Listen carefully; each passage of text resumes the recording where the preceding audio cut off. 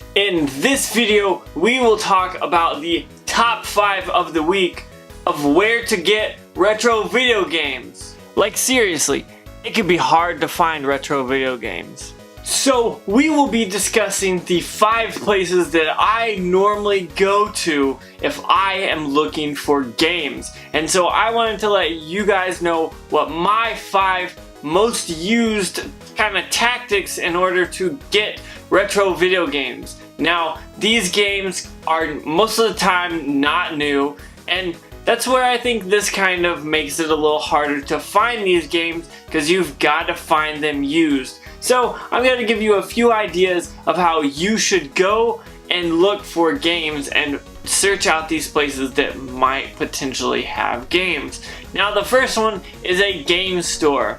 I mean, it's the obvious one, but it's often forgotten, and oftentimes their prices are a little more, but you're more likely to find what you are looking for at these places. I'm talking GameStops, your local game stores, like a freaking Vintage Stock is in my region, so like places like that. GameStop is all over the United States, and oftentimes you can somewhat find retro games. It depends on where you want to make the line as to draw the line in the sand on what's retro and what's not, but oftentimes there are stores that are GameStop stores that do carry retro video games and some that don't, so that one's a little bit up in the air. But your local game store that's probably a mom and pop shop or a small company, they're more likely going to have what you need.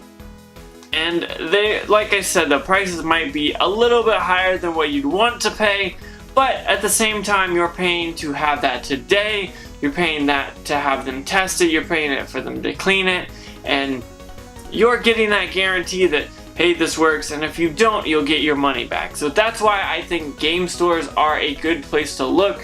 Now, I personally do not always look at game stores, to be honest, but if I can find a game store that looks interesting, I'll definitely check it out. Now, the next one I have is thrift stores, and this goes from your Salvation Armies, your Goodwills, your random thrift stores that just people get stuff, take it there, donate it, say I don't want this anymore, and then these places grab those and basically put the crap on the shelves. And some organize them, some don't. Like when I went to a Goodwill distribution center, they have these huge vats that are just blue and they dump things in. And that's kind of interesting. But I wanted to talk about this a little bit because thrift stores are very good places to find cheap games. But they're not always going to work. They're going to be scratched up. You may find the game that you want, but then you open it up and it's a different game. So make sure you check those cases because that always happens and I see it quite regularly. I'll find something that I want, I'll go to open it and it won't be there, and I'm just, oh, come on, I want the game. But like I said, that happens, but it's not always a normal thing. Next, we are talking about flea markets. Flea markets are, in my area, kind of seasonal, I would say, because when it gets cold, no one wants to go out there, and if it's rainy, no one will go out there. So you just gotta plan those by kind of by ear, basically. Like, I'll say, okay, this Saturday I'm gonna go out and look, and maybe that Saturday comes and I wake up and it is pouring outside.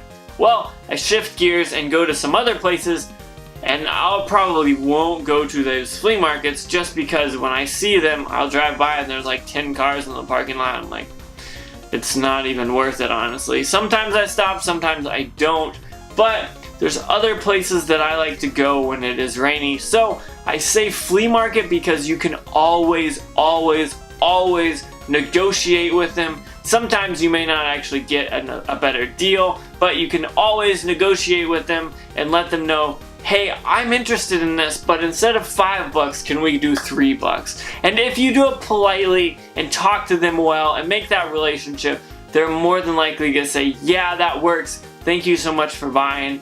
See you next time. And the flea markets can give or take. They could be really great sometimes, they could really suck, but overall I enjoy just kind of going out, hanging out with friends or my girlfriend and looking at stuff and seeing that's cool. I mean, I'm not going to wander upon that in my daily life unless I'm at a flea market. So I like to see kind of the unique and different stuff that flea markets bring, and sometimes you find games along with that. Like, my biggest pickup is probably an Atari Jaguar at a flea market in my area, and I found it and I was like, oh, I gotta get this. Look at this. There's like, no one knows what this thing was. The person kind of knew what it was because he wanted a little bit of money for it. It wasn't like $5, but I got a good deal for it, and now I'm happy to say that I have it because I bought it, brought it home that day, and myself and some friends played it, and we had a lot of fun, and I've played it more since then. But that leads me into the next one, and that is pawn shops. Pawn shops are a place that I absolutely love to go because for some reason they're always going through product. They're always putting new stuffs on the shelves, new stuff in the cases, whatever it is. I feel like for some reason the ones around me always do really good. Like, I'll see something expensive, like an expensive guitar or something, and like a month later I'll come back and it'll just be gone, and I'm like, wow, they replaced it with another guitar that they had in the back, I'm assuming. So pawn shops are always the place to go because you could always find things that you wouldn't necessarily find anywhere else. But that being said, if you're not there, that product turns over a lot, and oftentimes I'll go into a place and I'll see someone pick up something that I would have picked up myself had I got it first. But I never complain about that. I just say, wow, that's cool, I saw this, and maybe next time I'll be lucky enough or blessed enough to get it. So I think pawn shops are a place that are honestly on this list are probably most underrated, because I always feel like I can either get a deal or get some PlayStation 2 games for $1 a piece, or get a console for $40 cheaper, or whatever it is at pawn shops, and they actually do pretty well. There's a few in my area, and now sometimes I'll go in and they'll have nothing, and you gotta get used to that, but oftentimes you at least see something that piques your interest. And last but not least, I kind of mashed these next two together because they kind of coincide but kind of don't. I'm gonna say Craigslist / Facebook Marketplace, because a few years ago, Craigslist in my area would have easily been the place to say Craigslist is where you go. But nowadays, it seems like Facebook Marketplace is kind of overlapping and overtaking Craigslist. And I know, it's hard to find things at a good deal on Craigslist or Facebook Marketplace, but it makes sense. Those people are already on the internet. They might as well look up how much this thing that they have is going for sale. So I think it is quite interesting to see something like that, because I'm like, yeah, there's a reason why you're getting that, but at the same time, it's not guaranteed. You may get home with it and it be broken. It may be scratched to heck.